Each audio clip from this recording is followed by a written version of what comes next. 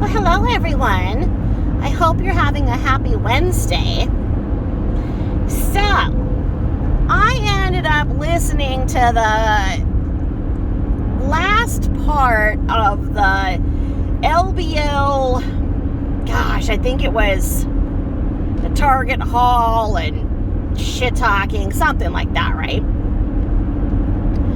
Which featured her laying down like Jabba the Hutt, speaking of how horrible her neighborhood is and that she doesn't belong because she is not one of these people. That where she is from, this behavior would never happen. That where she is from, they don't make meth. That where she is from, the trees connect on each side. There's beauty and pure and no crime where she is from. Like, okay. Number one, we all feel that our childhood homes, neighborhoods are idyllic. It's because our brain wasn't fully developed and we didn't know all of the things that we don't need to know at that age, okay? If you didn't know that there was crimes going on around you, your parents were attempting to give you a childhood, which is a great blessing, okay? Which they did, because they gave you a childhood until you were 55. Stop changing your diapers then. But she's laying there, talking about how she can smell them cooking the meth, and not that she would know what meth smells like. And there's all this parking, and where she is from, they wouldn't allow that. Okay, dickwad. Okay, number one, where you're from is in Massachusetts, okay? Brookline, Massachusetts, okay? Right? There's crime there. There's crime everywhere. It's a different world now. Now, where you're from is not where you're from. Where you're from is from your family that worked hard for every dollar that they got. And her family, her extended family, is made up of professionals that work hard and work well until their 70s. That they don't show their money. How do you explain it? They make their money and then use it wisely, but it wasn't called like stacking your cash, something like that, right? Where you don't live out of your means, essentially. So they tried to give her, both of her pedigrees came from long lines of wealthy, Jewish, successful business people. We'll put it that way. How about that? That were very prideful. And within pride has an essential code of conduct, to be accepted in that family. And she wanted to hurt them in the same ways that she hurt her mother. And she succeeded, and that's why she's in what she calls a meth-infested... I can't even go there, because where you're from 30 years ago and where you're living now is reflective of your actions. It is reflective of you, LBL, never working to earn a damn dollar. It is from you mooching, scamming, lying, cheating, abusing everybody and everything around you. That's why you are where you are. And that's why your family laughs. That's why you are the butt of all of their jokes. Okay? The extended family saw what she was doing and what she would become. And they were telling Carol to stop enabling her. And Carol would not ever listen, because she could have given up on LBL. She could have given up on Lori Beth. But Lori Beth knew that, so that's why Lori Beth procreated. And it was in her mindset to breed, because she knew damn well that if she gave her mother a grandchild, that she could use that. And she did, and she exploited it. And if you notice the timing and when Carol ran back to Brookline, it's when the timing is exact to when Burke old enough to support himself. Okay? She stuck around because she knew damn well that the state would take Burke if she wasn't there to enable and cover up for what Lori was doing. And I'm not saying that the state would have been a better option, but I mean, obviously Carol was the best option, but that wasn't fair to Carol, and it isn't fair to Carol the way that they are now talking about her only in ways of her dying so they can get her money. And I hope to God that Carol hears some of the crap that they're saying, because Lori has made it known that she wants Carol dead. Because if you reject Lori Beth and you don't enable Lori Beth, you're dead in her mind. And she wants you dead, and she was like a big buzzard with those big flopping freaking bat wings of hers, and she's going to swoop up and take everything you ever owned, because that is her. She's a vulture, she's a buzzard, and she will not compromise. She will not. It's you do what she wants or you're dead. And the way that Burke and her talk about how they want Granny dead is sick. And if Carol loses her marbles and they somehow are her caretakers, she will not live long. I'm telling you this. So she wants to sit there and lay around and talk bad about everybody around her without realizing she's in the center of that. That where she lives was a place that accepted her Section 8 because she's on every form of welfare, including Section 8, and that was the apartment that accepted her Section 8 because it does have a large number of sex offenders. And so, yeah, there's criminogenic behavior all around her, and she's a criminal. She is an opioid-addicted criminal. She does theft by deception every freaking time that she goes, buys a purse, uses it for a couple days, gets all of her filthy germs, and lets her dog dry hump it, and then brings it back. How would you feel if you went to a department store and you bought this purse and it had a funky smell you noticed once you got home? It had dog hair and slobber in it, and now you know that you basically bought a rental? I mean, and maybe it wouldn't happen because maybe you'd be in the store and you'd see it. So maybe you order it online and you get it because somebody's going to put it in there because they know it has a flaw and it's the one that's not selling on the floor. Do you want it? Why should she have that privilege of having a different handbag every day and not paying for it? Using makeup and not paying for it? Wearing clothing and not paying for it? Why should she have that? That's theft by deception. And that's a crime. Okay? So that's a crime that she's committing. She's lying about all of her ailments and whatnot. She got on SSI right at the right time when it was the 80s and everybody was getting it. Now, you can have, several limbs missing and be in kidney failure. You can't get it because of assholes like her that have abused the system. Now, she might be on SSDI, which was kind of something that was discussed. She might be on SSDI, which... whatever. But, because she was given jobs.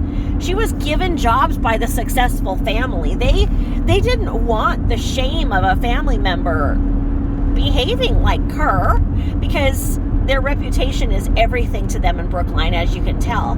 And so they gave her jobs, and that's where she'll talk about she had these jobs that, oh yes, well, she once was someone, and no. She was given jobs as a favor to a family member, as a job to a family member, etc., etc., that also worked in these nice buildings. But what did Lori Beth do? Lori Beth wanted to act like she owned the building, that she was the Wolf of Wall Street, that she was better than anybody. So she'd go in the bathroom and do lines of cocaine. And that snout would suck up cocaine like you would not believe. And so she wanted to go there and dress and act like she owned the place, buying and returning even back then, but she didn't have to return as much because a lot of it was on Carol's dime. But yeah, she didn't go there to work. She went there so that she could tell everybody she worked there and act like she was a hot shot and push her big freaking ego around on everybody and exploit everybody, and she got fired. She was never a successful real estate agent. People, anybody who believed that, I mean, come on. That's how she was explaining that she wasn't working before. She said she was a successful real estate agent and bought and sold many homes, and now can just live off of that money. It's like bullshit. You've been on welfare now for almost 30 years. Every form of it. Every freaking form of it. Okay? And with SSI and SSDI, there is a certain amount you can work and it won't count against you. So that's why she tries to get little jobs to, get a little bit of money here and then. But I think she's given up because I think that she's completed over 2,000 interviews and not gotten a job, and it's finally getting to her. If you Google Lori Beth, Lori Beth is going to bring out, you put in Lori Beth Langer, you put in Lori Beth 428 in Google, you will not, your eyes won't believe what you can see. And that's, anybody who has a corporate or, any organization now, they vet you before they hire you. That's why they want everything done by an application and official process. They Google you. And if you can Google her and see all that, she blames it on the bakery. Yeah, the bakery comes up because it gives the full backstory. But it's not all the bakery. It's all of her stuff and her insane things and her outfits for interviews. So if you just interviewed this person and you see that she's been picking out outfits and putting her crazy outfits on social media of what she's going to wear to an interview for the last 7 years, are you going to be the one that gives in and hires her? Hell no. Hell no. Okay? Provided she didn't bring Scentsy and set it up in your place like she did that one job interview that she didn't get. Lord. But anyway, oh, how the mighty have fallen. That's the way she wants you to think, is that she was once this successful Brookline lady that lunched, and it's like, no, you were the embarrassing ass of the family that they tried to help. But every family get together, it would be like, okay, what's Lori gonna do? Well, we have to invite Carol, but if you invite Carol, then Lori comes. And the family put it out that they were no longer going to enable with Carol. That if Carol was going to bring Lori, then Carol wasn't invited. And sorry, Carol, we like you. You've never done anything wrong. You're being used. You're a martyr. But we can't have her around us. We can't associate with her because she will bring us down because she is a human vacuum. So that's ultimately where Carol had to make the decision and think for herself. And if you think for yourself and not for Lori Beth, you're dead to her, and she wants you dead, and she'll have her son kill you. I mean, it's gross the way they talk about her. So the holidays are approaching, so it will be this Lori Beth-a-thon that she just doesn't have a mother, and these people who, honestly have come from situations of abuse like me will come along and they'll be like, oh, it's okay to be motherless. It's okay, I did this too. Not knowing that she was 55 when her mom said, I won't change your diaper anymore. That I won't go and get you the special green, not chartreuse green, not medium green, just the right green beans at the store for you. I won't buy everything for you. I won't spoon feed you. I won't pay for everything. I won't take you out twice a day. I won't change your diapers, and I won't clean your apartment. I won't clean up your messes, and I won't raise your man-child. And I won't take care of the pets that you get and hoard and don't take care of anymore because she's 80. Okay? I mean, Carol went to pasture. Carol took her to pasture. Carol took herself out there to Brookline, and I hope that she is safe. Now, here's the thing, is that she's going to sit there and cry, and she's going to want Goonie, because Burke will be there, and she can't babysit Burke by herself, so she'll want Goonie or Carol there. So she'll start this big old guilt-a-thon about how she doesn't have a family and stuff. And she's Jewish, so it's not like she's going to, do the whole Christmas thing because she hates Jesus. I'm not kidding. She's went off about how she hates Jesus. I have never heard it. I've never heard it embodied in a human that before, but she will go off about hating Jesus. She hates Jesus. So she is not a full Jewish person because they don't want her either.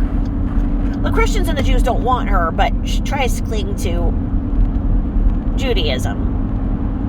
But, like, she forgets major holidays, like, straight up forgets them. Like, how do you forget them if you're Jewish? Like, even, I mean, like, all calendars have Jewish and Christian holidays on them. I don't know.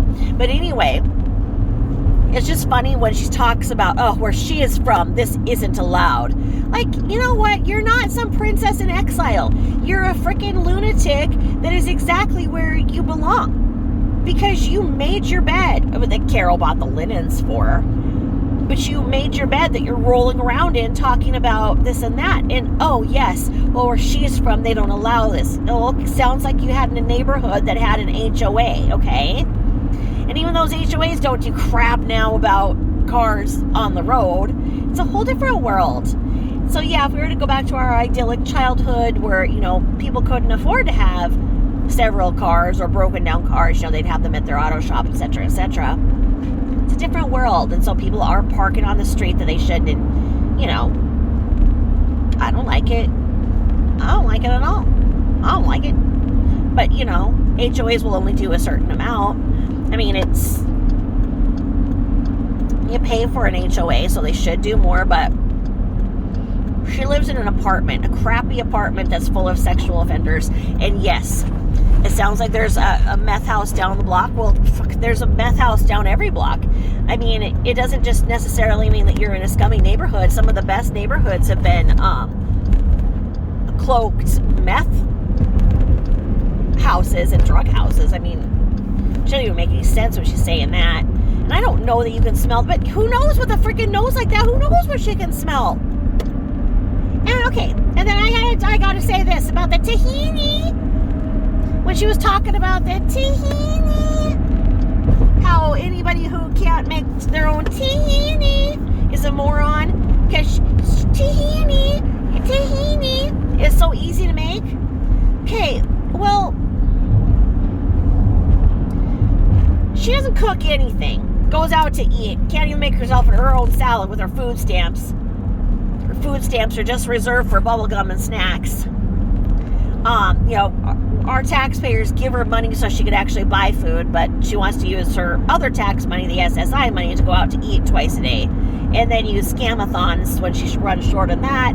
Her power gets off, but whatever. But anyway, Carol is still her conservator, so the rent that is 80% off still gets paid. She's on Section 8, gives her like 80% off, so I think her rent is like $122 or something, the last I heard. $122 a month, something like that. So, tahini. If you Google tahini, it shows sunflower seeds. And the way that she was acting, like, tahini is some kind of a dressing that's like, I don't know, she had yogurt or something. I mean, yogurt and I don't know what she put, yogurt, sour cream or something. She was calling that tahini, and it's like, that's not tahini in the traditional sense, because like I was thinking of making my own hummus because I really like hummus, and I was thinking of making my own hummus, and so that's where I got the idea and Googled, and that's where the tahini kept coming up, and that's where it was like an ingredient for hummus, but it does not sound like anything she's made, so I don't know what she's trying to say she makes, but I don't think it's tahini. And she, of course, she has to say it like that too. Tahini, Carol, Friday Doobie, Rat Dog, Gucci. Oh, Gucci and Friday are best friends. Yeah, Gucci's gonna kill Friday. Friday is the butt ugliest dog. I mean, I am sorry. I am an animal lover, but God, that's an ugly dog. And it's because of what she's done to him. Because, you know, yeah, she'll take it to a groomer right now, you know, because everybody's watching and she wants everybody to think she's a good animal owner. But then she'll think what the groomer did wasn't good enough, and then she'll start chopping at him, and she's been chopping at his face fur, and then she'll put pictures up and say the groomer did this, and that's not true. So before I get a bunch of raging Friday stupid lovers, he wouldn't be that butt ugly if he was well behaved and groomed properly, just like her. Okay, she gets these animals and wants them to look just like her. Don't get me started. But yes, I shall title this, Oh, How the Mighty Have Fallen. And I thank you all for listening, because if you've noticed, those of us who have her by the shorties, we've stopped her from making her lengthy 2-hour shit shows where she's pulling down her pants. We have reduced her recordings by 90% just by calling her out and telling everybody the truth they want to hear. And so it's working. The truth is stronger than her lies. And by us exposing her, she's getting less people who are going to give her money. And that's what this is all about, because the people who are giving her money were vulnerable. Just like her on SSI. And she has enough money. If she lived within her means, she has more than enough money to do with what she wants. What she wants is to continue to act like she lives in Brookline, because that was given to her. It was not earned. She lived in Brookline because people before her had earned their way and earned that. And she was given a very nice deal on a nice apartment, but they wanted that apartment back to do with what they wanted, and that's why she, lost her brownstone. But that's all for another day. Thanks for listening. Bye-bye.